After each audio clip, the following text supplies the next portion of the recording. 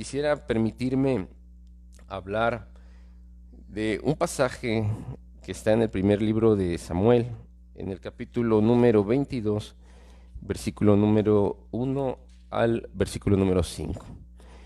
Dice así la palabra del Señor. Yéndose luego David de allí, huyó a la cueva de Adulán. Cuando sus hermanos y toda la casa de su padre lo supieron, vinieron allí a él. Y se juntaron con él todos los afligidos y todo el que estaba endeudado y todos los que se habían llenado de amargura en su espíritu, y fue hecho jefe de ellos. Y tuvo consigo como 400 hombres. Y se fue David allí a Mizpa de Moab y dijo al rey de Moab: yo te ruego que mi padre y mi madre estén con vosotros hasta que sepa lo que Dios hará de mí. Los trajo pues a la presencia del rey de Moab y habitaron con él todo el tiempo que David estuvo en el lugar fuerte. Pero el profeta Agad dijo a David: no te estés en este lugar fuerte, anda y vete a tierra de Judá. Y David se fue y vino al bosque de Are. Cuando la lluvia o la tempestad nos sorprende y no tenemos algo con qué cubrirnos, de forma instintiva tratamos de buscar un lugar en donde refugiarnos. Aunque cabe decir también que hay personas que disfrutan bañarse debajo de esa lluvia que refresca nuestra vida. De igual manera, la tempestad que puede sobrevenir de forma sorpresiva despierta una necesidad que nos va a conducir a buscar un lugar en donde refugiarnos. Ante las lluvias y las tempestades, los diferentes gobiernos han establecido protocolos de seguridad. Algunos de ellos han elaborado un listado para que las personas puedan ubicar y conocer aquella área de refugio, aquel espacio de refugio temporal, en caso de que por alguna situación meteorológica ellos estén amenazados. Cualquier ciudadano pudiera recurrir a este lugar, y encontramos ahí que las personas pudiesen tener seguridad. Ahí habría provisión, habría un techo para cubrirse, habría un espacio en donde pudieran dormir. Si bien estarían alejados de la comodidad o del calor de su hogar, extrañarían esos aspectos que muchas veces estamos tan familiarizados con ellos en nuestra casa. Pero al final de cuentas, este sería un lugar que representaría lo más seguro en ese momento de amenaza. David había sido ungido por el profeta Samuel y recibió una palabra: tú serás el rey de Israel.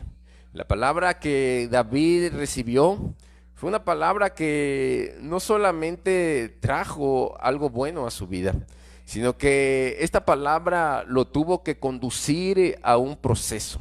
David tenía 17 años aproximadamente cuando el profeta va a su casa, y en aquel lugar habla con, dice: he venido de parte del Señor de forma pacífica, en respuesta a lo que el pueblo y la casa de David pregunta, porque cuando un profeta llegaba a una casa, a una tierra, a una ciudad, las personas regularmente se espantaban porque probablemente venía un mensaje de juicio sobre ellos. Sin embargo, él había ido de forma pacífica porque Dios le había instruido. Dios había propuesto en su corazón que levantaría un nuevo rey. Saúl había sido desechado después de todas estas acciones de pecado, después de no haber confesado las iniquidades de su propia vida delante del Señor. Dios decide no tener más relación con Saúl, y sus ojos se colocaron en la vida de un pequeño pastor de ovejas, alguien que incluso en el seno de su familia fue despreciado. Ante el momento más importante de aquella familia, él no fue invitado. Y cuando el profeta comienza a mirar a todos los hijos del padre de David, Encontramos que el profeta es instruido por Dios y no había hallado en ninguno de ellos al hombre indicado. Y cuando pregunta si son todos los hijos, el padre de David responde: "Oh, tengo uno, el menor de ellos". Ni siquiera se refiere a él con su nombre. Y vemos que desde aquel día que él recibe esta palabra, esta promesa, tuvieron que transcurrir 13 largos años. ¿Y qué pasó en este periodo? ¿Qué es lo que tuvo que experimentar David a lo largo de estos 13 años? Muchas veces pensamos que en el momento en el cual recibimos la unción de Dios, que en el momento en el cual la promesa de Dios llega a nuestra vida, a la vuelta de la esquina o de manera inmediata, esa promesa se habrá de cumplir. Pero lo que tenemos que tener muy en cuenta es que de la promesa hacia el cumplimiento de ella, habríamos que pasar por un proceso. Dios no confiará algo tan importante o sagrado. Dios no podrá confiar algo relevante en su reino, en la vida de aquellas personas que estén de forma inestable. No podrá Dios confiar en aquellos que no pasen por un proceso. Y lo que pasó es que David tuvo que reclutar un ejército. Una tormenta lo tomó por sorpresa. David se llenó de temor y emprende una huida de una ciudad a otra, porque Saúl quería matarlo. Había David tras había David escuchado el mensaje por labios del profeta Samuel. Natán fue otro de los profetas que marcó su vida. Y es que Dios habla de diferentes maneras, en diferentes tiempos. Y en los tiempos antiguos Dios utilizó el mensaje para que pudiesen los hombres de Dios ser instruidos, procesados, dirigidos, llevados, conducidos por el mejor de los caminos. David llegó hasta la ciudad de Gad y estando ahí huyó hacia una cueva llamada Adulam. En la antigüedad las cuevas servían para tres cosas: para sepultar, para vivir o para esconderse. En aquellos lugares muchos huían de sus enemigos y guardaban ganados, almacenaban productos de la tierra. En aquellos lugares ellos guardaban tesoros. Pero muchas personas iban a las cuevas para tratar de tener un lugar de refugio. Ahí quienes entraban muchas veces jamás salían. Llegaban con sueños, con anhelos, con proyectos, pero se daban cuenta de que poco a poco todo eso era sepultado. Sus sueños, sus planes e incluso su propia vida entre la humedad y la soledad de aquel encierro comenzaba a ser aplastada ante la situación que enfrentaban. Adulam era el lugar del refrigerio, era el lugar de la habitación de las aflicciones. Adulam era la falsa intranquilidad del hombre. Adulam era el refugio de los hombres desorientados. Y así se encontraba David. David no tenía una dirección en ese momento. Tal vez era un episodio de inestabilidad en su vida, porque aunque tenía la unción de Dios, porque aunque la promesa de Dios había sido dada, en ese momento no sabía qué hacer. Adulam puede representar tu mente. Adulam puede ser ahora mismo tu casa, puede ser el mundo o cualquier otro lugar. Ahora mismo alguien pudiera estar siendo sepultado por los escombros. Por increíble que parezca, en ese lugar, en el Adulam, en el lugar de la incertidumbre, en el lugar del refugio temporal, ahí Dios procesó la vida de David. Y no solo la vida de él, sino la vida de 400 hombres que a la postre se convirtieron en un ejército valiente, leal y poderoso para enfrentar las batallas del pueblo de Israel. Cuán increíble es nuestro Dios, que tiene el poder de transformar todas las cosas. Cuando el toque de Dios llega a la vida de alguien, cuando el toque de Dios se posa sobre una casa, cuando el toque de Dios se manifiesta sobre una ciudad, las cosas son transformadas. hogar David encontró personas afligidas. Es decir, que la aflicción de estos hombres era tan grande que iban de un problema a otro. Seguramente has escuchado aquel ese coloquial: salí de Guatemala para entrar en Guatepeor. Escuchar este contexto y en esta parte del mundo, estos hombres vivían en apuros, no tenían dirección en su vida, pero además estaban confundidos. Existen temporadas en la vida en la que vamos de un problema en otro. Pareciera que ya salimos de un problema verdaderamente serio, cuando entramos en otro más serio y sucesivamente se viene una serie de acontecimientos más complejos cada uno. Parece que nunca vamos a salir de allí. No es para menos que este tipo de personas no tengan una identidad en cuestión de las decisiones que habrán de tomar. No es muy común que las personas que se encuentran confundidas tomen buenas decisiones. Todos conocemos seguramente a personas con muchos, pero muchísimos problemas. Supe hace muchos años de un profesor que se divorció, pero además de eso perdió su trabajo, en su salud, y se enfermó, perdió a su familia y su historia terminó mal. Murió en soledad, murió sin los recursos económicos necesarios para atender su problema de salud. Su historia de este profesor puede dar tu propia historia o la historia de muchas otras personas. David quería asesinarlo, perdió la tranquilidad. David se esconder a una cueva lejos de su casa. Estaba alejado de la compañía de su familia y de repente se encuentra rodeado con personas con problemas que no saben ni siquiera qué hacer. Tal vez usted es una de esas personas, al igual que David, que estas personas afligidas que representa al grupo de aquellos que tienen gran cantidad, pareciera que tienen una carga tan fuerte que no saben cómo lidiar con ella. Jesús ha dicho: venid a mí los que estáis cargados y trabajados, que yo os haré descansar.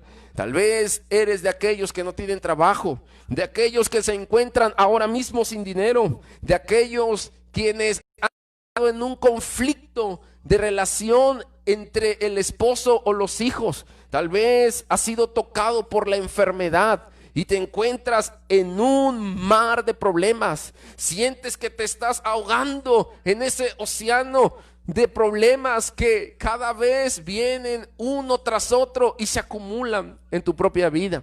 De este grupo de personas afligidas, David tuvo la oportunidad de relacionarse con ellos. No sé si esto de la humanidad es algo verdaderamente provechoso. Quizá la conclusión es que relacionarse con personas con muchos problemas no sería algo beneficioso, pero desde la óptica de Dios, desde el enfoque divino, cuando una persona que tiene problemas se relaciona con alguien que es ungido por el Señor, quiero decirle que esa es la mejor conexión para que el Señor, el poder de su mano y la manifestación de Él puedan obrar en medio del corazón y de la vida de estas personas. Además de ello, había otro grupo de personas dentro de la cuadra de Adulán quienes también llegaron para refugiarse. Y en este caso encontramos a los endeudados.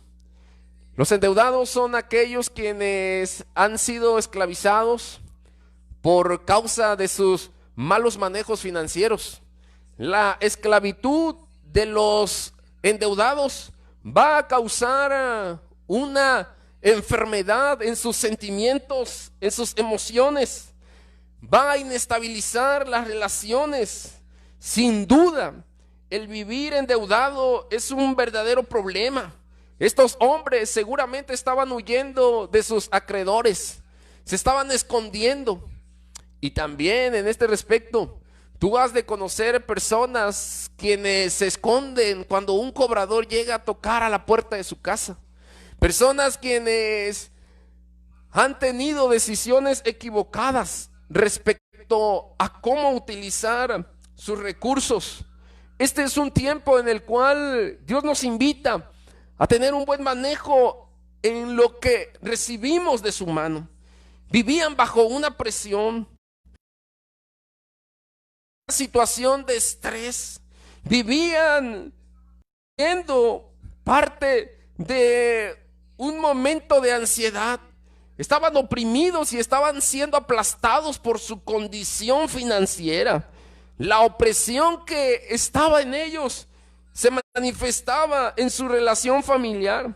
Regularmente este tipo de situaciones económicas van a causar problemas también en la familia. Nos enfermamos cuando hay un problema de deudas. Nos martirizamos. Las personas pierden el sueño. Se afecta nuestra salud. Las relaciones también. Y principalmente el bolsillo se ve afectado. Dios no quiere que ninguno de nosotros, sus hijos, vivamos de esta manera. El consejo de Pablo a los romanos en el capítulo 13, verso 8 es: no le debas nada a nadie. Y esto puede ser posible bajo la dirección de Dios. Esto podemos nosotros lograrlo. Hay quienes, además de los acontecimientos derivados de la contingencia, se ven en una situación crítica a causa de las deudas que habían generado antes de que esto viniera. Y en medio de ese entorno, en medio de esa situación, las personas piensan cómo salir, cómo poder enfrentar este problema de las deudas. Depresión que solo falta poco para que estallen, exploten. Hay quienes incluso quisieran huir del país. Y esto ha sucedido en muchas ocasiones. Conocemos algunos casos, mi esposa y yo, de personas que han tenido que emigrar a Estados Unidos o irse a otros lugares para poder evadir sus deudas. Y estando allá, ya no han liquidado la deuda que han contraído en su lugar de origen o en el lugar en donde ellos se encontraban. Pero además de que David encontró afligidos, gente con muchos problemas, gente endeudada, también encontró personas amargadas. Y es probable que también te hayas topado con este tipo de gente. Este grupo de personas tiene características muy definidas. Las personas de un espíritu amargado o afligido son aquellos quienes se sienten insatisfechos de la vida. Se han cansado ya de despertar y de poder vivir. Actúan de manera automática. Son como unos robots que van caminando por la vida siendo indiferentes ante todas las cosas. Se caracterizan por no manifestar alegría. Siempre están tristes, siempre se deprimen. Regularmente se encuentran melancólicos. Sienten un vacío profundo en su propio ser. Hay quienes incluso consideran el suicidio como una parte de la solución a este problema. Hay quienes ven todo de color gris y negro. El color de la vida se ha perdido. Los amargados de espíritu actúan de una forma indebida muchas veces. Siempre ven lo malo a las cosas. No disfrutan de las cosas maravillosas que la vida tiene. Si bien la vida puede tener diferentes temporadas, podemos nosotros decir que la vida es bella, que la vida en Cristo es lo mejor que nos puede pasar, que la vida es el mejor de los regalos que podríamos nosotros tener. Y sobre todo cuando esto se trata de la vida espiritual fundamentada en Cristo. Los afligidos, los amargados y los endeudados se acercan al ungido y lo nombran líder. ¿Se imagina en qué condición se encontraban estos hombres? Las personas cargadas de problemas, y con baja autoestima, personas que estaban tal vez dispuestas a morir en esa cueva, personas que pensaron que la historia de su vida tendría un punto final ahí. Fueron para encontrar tranquilidad, fueron para buscar una salida a sus problemáticas, fueron para reposar. Ese era un lugar de refugio. El Adulán era un lugar de tranquilidad y representaba una esperanza temporal para ellos. Pero no sabían que los planes de Dios eran sus propios planes. Ahí encontraron a una persona que Dios había ya elegido para una tarea. Y de entre estos hombres, de entre estos 400 afligidos, endeudados e insatisfechos, amargados en el espíritu, fue que Dios levantó un gran ejército. Bendito el nombre de aquel que puede hacer que esto suceda. ¿Por qué Dios escogió a David, un hombre que su misma familia no lo tenía en un lugar importante en su casa? ¿Por qué escoger a alguien como a este grupo de personas que estaban en una condición verdaderamente deplorable?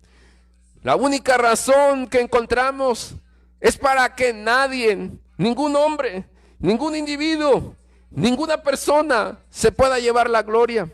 Para que todos digan, ciertamente Dios lo ha hecho, con hombres despreciables, con hombres con pocas probabilidades de conquistar o de hacer algo, con hombres con una situación crítica, con hombres que estaban a punto ya de abandonar quizá la misma vida y recurrir a la falsa invitación del suicidio. Encontramos que el Salmo 34:18 es un salmo que David escribe en este tiempo de tempestad en su propia vida.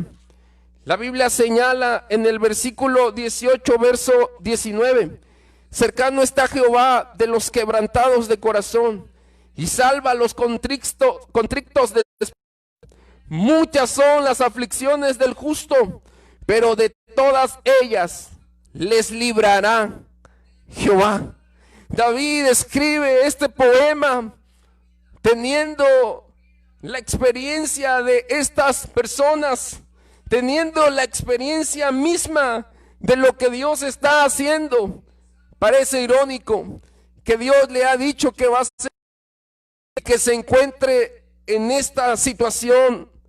Pareciera poco lógico pensar en que la promesa que Dios le había dado de llevarlo hacia el lugar más importante de Israel, y ahora encontrarse en un proceso como este, pudiesen conciliarse una con otra, pudiesen tener una relación, una situación con otra. Pero déjame decirte que los procesos de Dios son importantes para poder trabajar el carácter de los que Él llama. Esta es una oportunidad y es un momento, es un proceso en el cual Dios está trabajando en nuestra propia vida. David, además de que reclutó a un ejército, también recibió la compañía de la familia. Queridos hermanos y amigos, la familia representan un factor clave para que podamos seguir adelante. La familia se vuelve un factor determinante para enfrentar cualquier proceso o crisis o tempestad que nos sobrevenga. Nunca estamos solos como a menudo lo pensamos. Uno de los propósitos de la familia es la compañía. Uno de los momentos más importantes en la vida de los seres humanos siempre está ligado a la familia. Pensar en la universitaria, la familia está ahí. Pensar en una enfermedad, la familia está presente. Pensar en un momento de felicidad, La familia siempre nos acompaña. Pensar en los buenos o malos es pensar en los abuelos, es pensar en el esposo o en la esposa, es pensar en los hijos, es pensar en los tíos, en los nietos, en los sobrinos. Aunque haya discusiones en el seno del hogar, la familia siempre es para hacer frente a los más apremiantes de la vida. Y David, al ser pariente de Ruth y ambos pertenecer al linaje de Cristo, cuando llegó a la ciudad de Moab, el lugar en donde se desarrolla toda la historia del libro de Ruth, ahí él le pide al rey solícitamente que le permita que su padre y su madre les acompañen y que puedan habitar en ese mismo lugar. Versículo 1 se entera que David se encontraba en la cueva de Adulam. Sus parientes emprenden el viaje para poder acompañar a David ahí, desde la cueva, en ese lugar en donde ellos buscaban protección y seguridad. No sé si usted se ha percatado, pero la misma promesa que Dios le había dado de ser rey, la palabra que representaba un momento de triunfo en su propia vida por mano del Señor, un momento que representaría el orgullo de su padre, esa misma promesa provocó que estuviera huyendo, que el mismo David estuviera huyendo y estuviese encerrado en aquel lugar. Tal vez le faltó un poco de confianza a David, porque seguramente Dios lo hubiese librado de todas las intenciones malignas de Saúl para intentar quitarle la vida. Pero él decidió por su propia cuenta refugiarse. Tal vez en estos tiempos hemos también tomado decisiones equivocadas. Tal vez en estos días de contingencia tenido que lidiar con muchas decisiones y algunas de ellas no han sido las más acertadas. Pero a pesar de todas estas cosas y este panorama, lo importante es reconocer que en los procesos hay alguien que nos acompaña. Que en los procesos lo más importante es quién está ahí con nosotros. Y en este caso Dios como figura central, la familia como figura secundaria. Pero también las lecciones que aprendemos de los procesos serán trascendentales en nuestra propia vida. Mire, para que podamos entender con mayor profundidad lo que David está viviendo, lo que debemos hacer es echarle un vistazo al Salmo 42. Porque el Salmo 42, el Salmo 57, el Salmo 34 y el Salmo 142 se están escribiendo, o David los escribe en este momento en el cual él está huyendo para librarse de las amenazas de Saúl. Y lo que el Salmo 42 dice es algo que verdaderamente nos debe llevar a imaginar el cuadro en el que David estaba experimentando esta situación. Dice el Salmo 42: como el ciervo brama por las corrientes de agua, así clama por ti, oh Dios, el alma mía. Mi alma tiene sed del Dios vivo. ¿Cuándo vendré y me presentaré delante de Dios? Fueron mis lágrimas mi pan de día y de noche, mientras me dicen todos los días: ¿dónde está tu Dios? Me acuerdo de estas cosas y derramo mi alma dentro de mí, de cómo yo fui con la multitud y la conduje hasta la casa de Dios, entre voces de alegría y de alabanza del pueblo en fiesta. ¿Por qué te abates, oh alma mía, y te turbas dentro de mí? Espera en Dios, porque aún he de alabarle, salvación mía y Dios mío. La figura del siervo bramando es la expresión de alguien que se encuentra en una verdadera perturbación. Es alguien que ha sido abruptamente golpeado por la fuerza del problema. Es alguien que está desesperado y siente que va a morir por la condición presente de su vida. El siervo que brama es una de las representaciones más desgarradoras que podemos encontrar en este pasaje del Salmo 42. Es un animal que está luchando por satisfacer su necesidad. Es un animal que está intentando saciar lo que nadie más puede saciar, sino que solamente Dios, y el mismo David lo reconoce. La figura del siervo que brama es la figura de un ser desesperado, de un ser que siente que la vida se le escapa de entre las manos. El siervo que brama por las corrientes de agua es el grito de dolor, es el grito de cansancio, es el grito de desesperación que surge desde lo más profundo. El siervo que brama es el símbolo perfecto de la vida de David como el siervo del Señor, quien se encuentra en ese momento pasando por un desconsuelo, pero desde el desconsuelo de su propia vida llama a Dios, mientras a su alrededor lo cuestionan acerca de la intervención divina a su favor. Mediante los que están cerca de él se preguntan: ¿en dónde está el Dios que te ha prometido? ¿En dónde está el Dios que te ha ungido? ¿En dónde está el Dios que habría de llevarte hacia el trono? ¿En dónde está el Dios de la promesa? Y David en el Salmo 57, 7, 9 plasma una reacción de un verdadero siervo del Señor.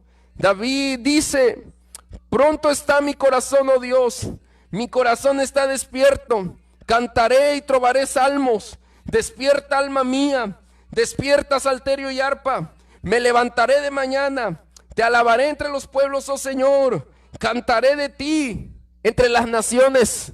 Mientras la figura del siervo que brama y que grita de forma desgarradora, que necesita consuelo, que necesita dirección, mientras se presenta la situación tan difícil de David, él toma la mejor de las actitudes, que es adorar al Señor, que es cantar y trovar salmos. Su corazón tiene disposición a adorar. No hay mejor actitud para enfrentar las tempestades de la vida.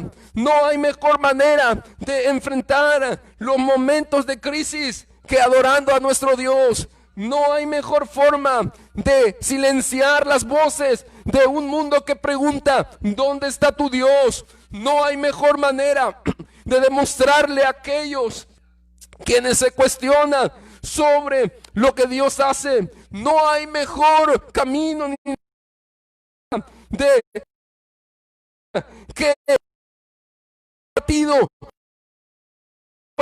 que nuestro corazón turbado cuando trovamos salmos, cuando despertamos en el alma con fuego del Espíritu, cuando con salterio y arpa de tarde alabar a Dios, cuando invitamos a los pueblos que canten y para que las naciones se unan a un canto de adoración. No hay mejor actitud que la disposición de la adoración de un corazón que se rinde. Por eso entendemos que David era un hombre conforme al corazón de Dios, porque en medio de cualquier situación, en medio del momento difícil de la vida de David, y no solo en este episodio, en muchos otros, David correcta ante la tempestad. Y finalmente David es dirigido por Dios. Cuando la dirección en la vida se pierde, cuando no sabemos qué hacer, cuando pensamos que todas las cosas están perdidas, que nuestros planes serán más fuertes de Dios, cuando imaginamos que los planes que hemos ya proyectado serán los que se podemos notar que la mano divina de Dios habrá de ponernos un alto. David pudo recibir un mensaje por medio de labios del profeta Gad, que dice: no te quedes más, no estés más en esta habitación. Y le indica con el lugar en donde habría él de dirigirse. Los pasos que confían en Dios son direccionados. Instrucción, y la instrucción de Dios es precisa. Lo que nos resta cuando escuchamos la instrucción divina es obedecer sin titubear. El capítulo 1. Quien dirige la iglesia es uno. El mundo es uno. O si usted es uno de los afligidos, endeudados o amargados, acérquese a un ungido. Querido hombre o querida mujer, querido hermano y querida hermana, querido joven o señorita, queridos hermanos, quiero decirle que en el mundo que pueda proveer ayuda al afligido, que pueda, con tus propios ideales y tus sueños rotos, estás mirando cómo poco a poco lo que habías logrado se comienza a derrumbar. Ahora tal vez estás en un refugio temporal, pero ese no tiene que ser tu lugar permanente. Ese no tiene que ser tu destino final. Tenemos que ir a Él. Tenemos que adorarlo a Él. Y tenemos que refugiarnos en Él. Solo en Cristo, solo en Dios y solo en el Espíritu Santo podemos encontrar la satisfacción, podemos encontrar la libertad y podemos quitar nuestras cargas que tanto nos lastiman. Ríndete, confía, levántate, enciende tu alma, iglesia, enciende tu corazón, despierta, oh alma mía, ante el llamado y la voz del Señor. Plantémonos en este glorioso desafío y en este proceso. Es solo un proceso y un camino que te va a llevar hacia la promesa. Estás en el camino que te conducirá a alcanzar la promesa que Dios te ha dado. Por cuanto Jehová me ha ungido para anunciar las buenas nuevas, para poder traer sanidad, para poder traer libertad, para ayudar a los quebrantados de espíritu. Somos esos instrumentos divinos. Pidamos a Dios dirección para tomar decisiones claras, profundas, precisas, pero sobre todo tomar las decisiones que Dios nos está instruyendo. Oremos juntos. Hola, ¿qué tal? Te saluda tu amigo el pastor Josué Ramos de la Iglesia Centro Familiar Kairos. Y quiero agradecerte porque a lo largo de este año 2019 has estado en compañía con nosotros. Te animo para que durante el año 2020 sigas siendo parte de esta gran familia virtual. Te recuerdo que puedes encontrarnos en nuestras diferentes redes sociales como Centro Familiar Kairos, Facebook, Instagram y YouTube. La palabra de Dios nos anima a permanecer fieles a Él. Te invito para que este año tu confianza esté depositada en el Señor y puedas mirar toda la plenitud de su gloria. Este es el tiempo de Dios para ti. Dios te bendiga.